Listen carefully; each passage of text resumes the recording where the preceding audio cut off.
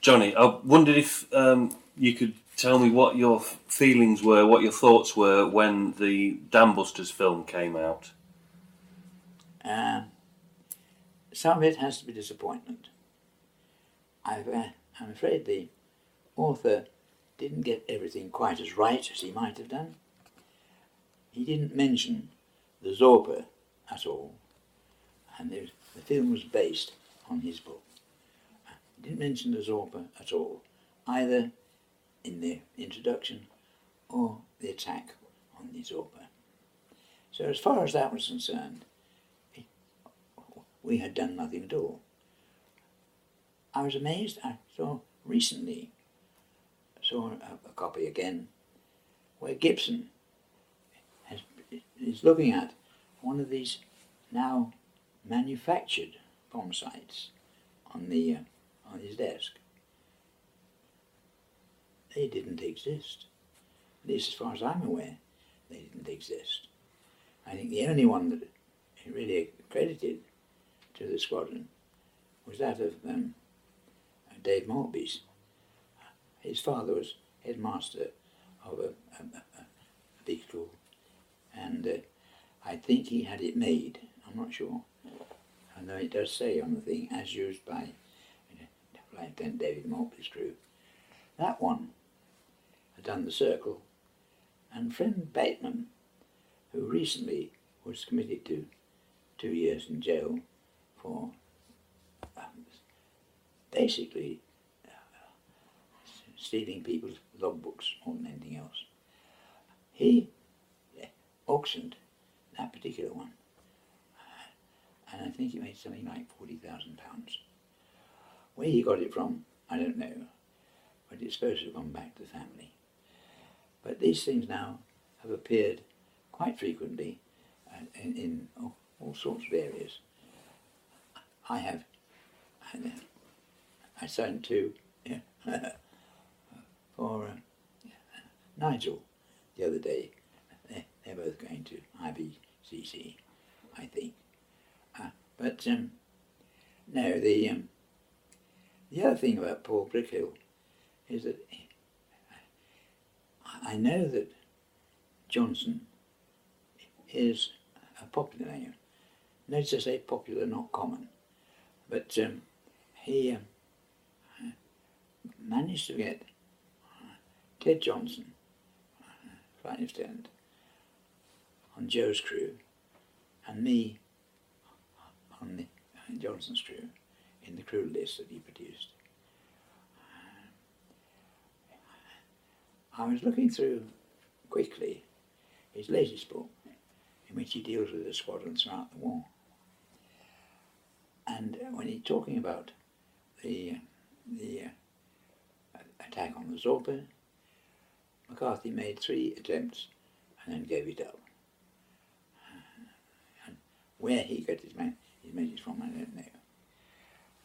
I would have to say that I think the greatest author is John Sweetman. And the thing I like about John is that whatever he's writing about, he researches it thoroughly, and then he just writes what he's found in his research. He doesn't say this should have happened, that should have happened, or could have happened, or might have happened. He doesn't believe in that at all. So what he produces ultimately is a very factual book, and his Operation Chastise, which was produced shortly after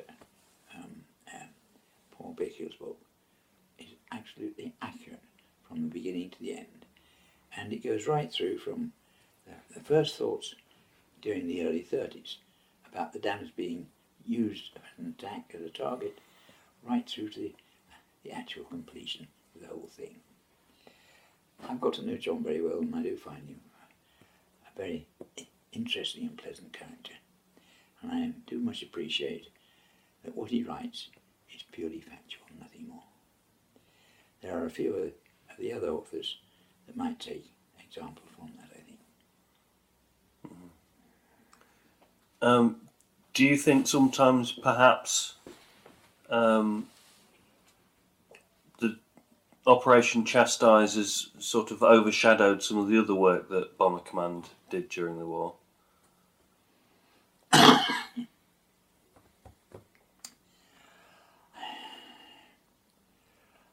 can't see, quite frankly, any reason why it shouldn't be, because the work that Bomber Command did during the war was certainly something that everybody has to be extremely grateful for.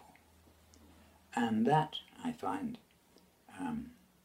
is another of my moans at the moment, trying to get recognition for those.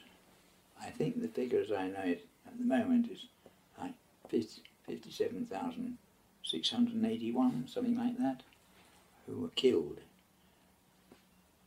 Over 8,000 that were injured, some permanently, and the over 9,000 who spent some time in German prisoner of war camps. No recognition of that comes up from anywhere, particularly from the politicians, the senior politicians in particular. And I have moaned about this, the non-appearance of a Bomber Command medal. And the last time I did this was, strangely enough, at IBCC's annual dinner 2 years ago. I was asked if I would sort of say a few words about Bomber Command and about the museum itself, the centre itself. And I really went to town on the Bomber Command bit, particularly Churchill, because he, to my mind, had no time at all for Sir Arthur Harris, the Chief of Bomber Command, who was so much respected by the air crews of Bomber Command. And the one particular instance that sticks out is the operation against Dresden. Arthur Harris didn't want to do it. He said, we have no military achievement. All we'll be doing is creating fire. But Churchill insisted that it was done. And when it was done, and it became virtually a holocaust at Dresden, Churchill blamed Harris for it. He had wanted to do it. Struck me as being the type of man who, if he had an idea which he thought it would help end the war, he'd go to the senior body in that particular area and suggest it to them. If it came off, it was my idea. If it doesn't, it's your fault, because it shouldn't have gone like that. And that was the sort of thing I found so annoying about his attitude generally. It may sound a bit offside, of course, an Englishman talking about Churchill in that matter, but that's the way I feel about him.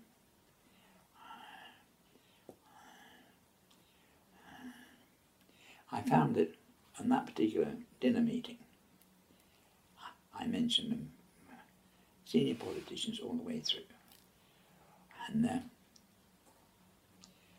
when it came to the IBCC, I was full of praise as I possibly could be, and stressed the personal effect it should have. And at that time, my MP, my local MP, Catherine Lesser, Bristol, West End, I had met on a couple of occasions before. I'd done a brief interview with the Daily Express shortly before the dinner, and the Daily Telegraph journalist was sitting in the dinner making notes as I spoke, and they both printed the next morning. And lovely Catherine read it, and then she wrote a letter to David Cameron, which suggested, why didn't he do something about it? Why couldn't he even invite me down there and discuss what might be done between us to put this on?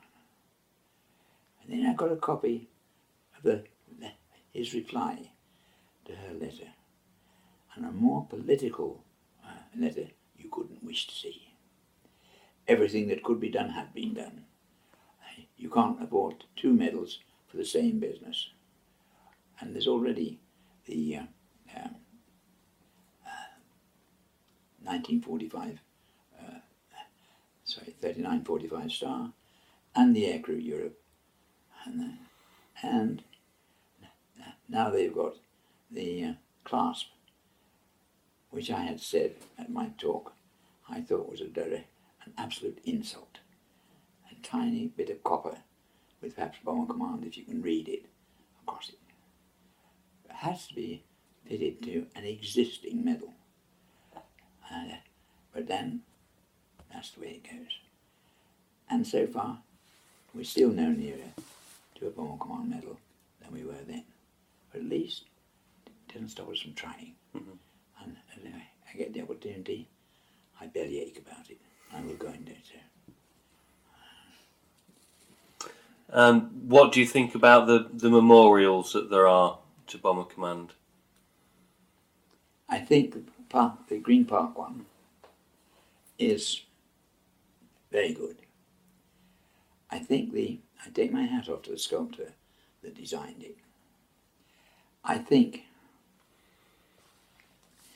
that you can see the look of expectation in that crew's eyes as they're waiting for their comrades to come back.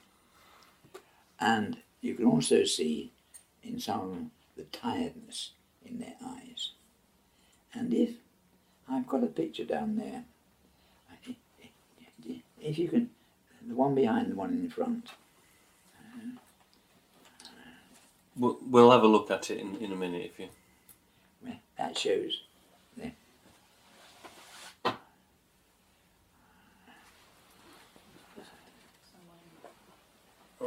That shows the model, the memorial behind in the background behind that aircraft, with the never forget notice underneath. I think it's tremendous. But yes, very good model. But again, it's not as personal as the IBCC. And that, I think, is the finest memorial to Bomber Command that there is in this country. In that it is so personal and reflects so much the work of what Bomber Command did. And of course, includes the Bomber Command County, of course, as we think Lincolnshire was known. Others, I think, where they're placed, I think the people that have done it with every good intention. And I think they make a point. But the dominance, to my mind, comes from the IBCC. And I've yet to see anything that will really overtake it. Smashing, thank you.